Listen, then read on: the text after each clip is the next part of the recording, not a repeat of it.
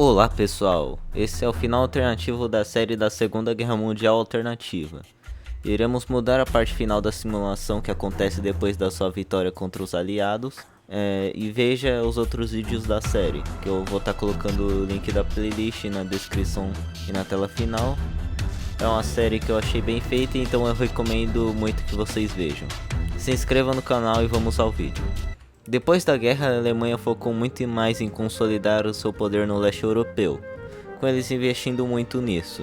Eles criam também um grande programa para chamar os alemães de todo o mundo para o local, já que eles estariam sofrendo perseguição em países como Estados Unidos e outros países da América. E outros aliados de Hitler, como o Sachsen-Anhalt, facilitam muito a imigração de alemães para a Alemanha, além do programa de aumento de natalidade, que assim eles conseguem aumentar a sua população e povoar ainda mais o leste europeu, conseguindo uma porcentagem de 80% de alemães na Tcheca, 60% na Polônia, 50% na Eslováquia, 40% na Ucrânia, 30% na Bielorrússia e países bálticos e 10% no resto da Rússia. Claro, eles conseguiram esses números matando muitos nativos eslavos, e cerca de 40% das populações locais foram mortas durante 10 anos do programa de germanização, sendo usadas câmeras de gás, trabalhos forçados até a morte e outras crueldades que fez com que muitos morressem. O resto da população que era analfabeta foi escravizada, assim a Alemanha tinha mão de obra praticamente infinita, e conseguia manter um exército de cerca de 7 milhões de soldados, que foi usado para oprimir os povos conquistados. A Alemanha se aproxima mais com o Brasil e a Argentina, com eles seguindo o seu exemplo e se tornando seus governos mais opressores, seguindo o exemplo alemão. Lembrando que nessa realidade Getúlio Vargas não sairia do poder e com apoio alemão ele permanece forte. Nessa realidade a Alemanha nunca para seus ataques de U-boats aos Estados Unidos. E sua união com o Canadá também nunca acontece. Nos próximos anos a economia americana iria declinar cada vez mais. E eles adotariam um governo completamente isolacionista, já que eles não conseguiriam fazer praticamente nada no exterior, com eles mantendo acordos basicamente com o Canadá, México e Cuba. Os americanos conseguem sua primeira bomba atômica em 1950, com os alemães graças à espionagem intensa e mais prioridade dada por Hitler pela pesquisa da arma e a sua mão de obra praticamente limitada e reservas de urânio extensas, eles conseguem a arma em 1955. Além disso, a sua marinha não parava de crescer.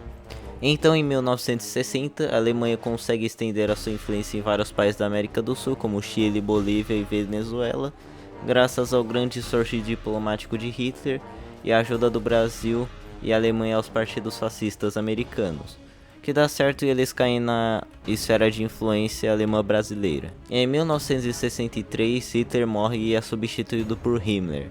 Himmler não era tão carismático quanto Hitler, mas mesmo assim a Alemanha estava indo bem e a população germânica fica de boas. Além disso, ele ainda dá mais foco para o programa de germanização no leste europeu, praticamente dizimando e mandando a população nativa para a Sibéria, com ela sendo extremamente reduzida. E em 1970, a maioria do leste europeu já é germânico, graças às atrocidades que os alemães cometeram. Então eles conseguem liberar boa parte daqueles 7 milhões de soldados que tinham no leste europeu, e agora estavam planejando uma operação conjunta de desembarque nos Estados Unidos com o Japão e Brasil, com eles iniciando os preparativos. Em 1973, todos os preparativos estavam prontos, e eles contavam com 5 milhões de soldados alemães, 1 milhão de italianos, 1 milhão de brasileiros, 4 milhões de japoneses, além das suas marinhas que combinadas eram o dobro da americana. Seu arsenal nuclear é um pouco menor, tendo 2/3 do contingente americano. Então os alemães tentam convencer o México a permitir acesso das tropas alemãs e japonesas no seu território, em troca de alguns estados americanos que antes pertenciam ao Império Mexicano. E já que os mexicanos nunca gostaram de verdade dos americanos, eles aceitam um acordo secreto. Nos próximos meses eles enviam cerca de 5 milhões de soldados para o México, além de 20 bombas atômicas, aviões e outras coisas. Mas os americanos sabiam que havia algo de errado, já que eles conseguiam ver alguns navios levando tropas e armas. Então eles também se prepararam. Durante alguns meses os alemães ficariam treinando no deserto do México para se acostumar com o clima. E em 24 de dezembro, a data escolhida pelos generais alemães e japoneses, já que os americanos estariam despreparados comemorando, eles iniciam uma série de ataques surpresas. Os 4 milhões de soldados no México se dividem em dois grupos. Um vai para o Texas, com 3 milhões, e o outro vai para o Novo México, com 1 milhão, com eles tendo um bom avanço inicial. Os japoneses faziam uma série de desembarques na costa do Pacífico, com eles capturando partes do Alasca, a costa do Canadá e importantes cidades da costa californiana, contando com 5 milhões de soldados japoneses no fronte do Pacífico. Os alemães e brasileiros também fazem desembarques contando com 4 milhões de soldados em importantes cidades do Oceano Atlântico, capturando inclusive a sua capital, com ela sendo mudada para Chicago, um ponto estratégico no interior do continente. Depois dos ataques, as bombas são lançadas a partir das bases do México e porta-aviões no Atlântico e Pacífico, atingindo muitas cidades americanas no interior e prejudicando muito a sua indústria e moral. Lembrando que aqui os Estados Unidos não são tecnológicos para terem mísseis de longo alcance, então eles não conseguem retalhar. Eles poderiam jogar elas no México, mas não tinham soldados mexicanos na invasão contra os Estados Unidos. Apenas deixaram os alemães passarem. Então obviamente não era uma boa opção chamar mais milhares de soldados mexicanos para a guerra. Então não tem mais o que falar. A guerra seria mais fácil do que a contra a União Soviética, já que aqui eles estariam em maior número com bombas atômicas, além de que os Estados Unidos não têm a vantagem de simplesmente mandar soldados como bucha de canhão. A divisão política atrapalharia nas decisões, e a única desvantagem dos alemães era a distância, mas com o domínio dos mares e com parceria com o México, essa necessidade era suprida mesmo não sendo fácil.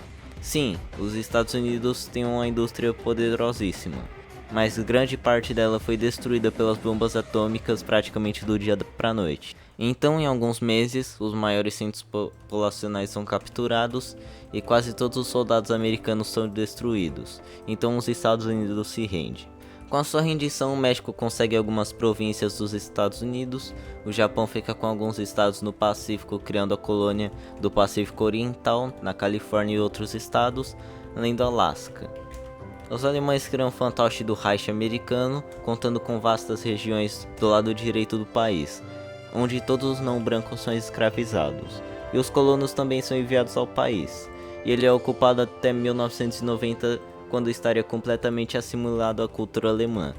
Os japoneses, porém, escravizam os americanos e mantêm o território com muita violência. Depois disso tudo, eles estariam com tanta influência na América que os países do eixo também acabariam sendo absorvidos pelo Reich. Em 1992, ocorre uma guerra contra o Império Japonês, na qual a Alemanha ganha. Porém, eles não conseguem anexar muito território, pois seria praticamente impossível germanizar aquele lugar tão denso. Mas pelo menos o Japão é derrubado. O Brasil e a Argentina também são invadidos em 1996 e agora não há nenhuma oposição à Alemanha. Todos os territórios são germanizados até 2040 e agora o mundo se torna Alemanha para sempre. Um mundo construído em cima de centenas de milhões de mortes, com as baixas girando em torno de 1 bilhão no total. Bom pessoal, esse foi o vídeo, espero que tenham gostado. Eu tentei fazer ele mais resumido para caber tudo, já que seriam muitas guerras para a Alemanha conseguir monopolizar o mundo. Eu sei que ficou bem difícil de ser realista e ficou forçado, mas seria quase impossível a Alemanha alcançar o nível de dominar o planeta inteiro. Então, esse foi o vídeo, espero que tenham gostado, se inscrevam no canal e até mais.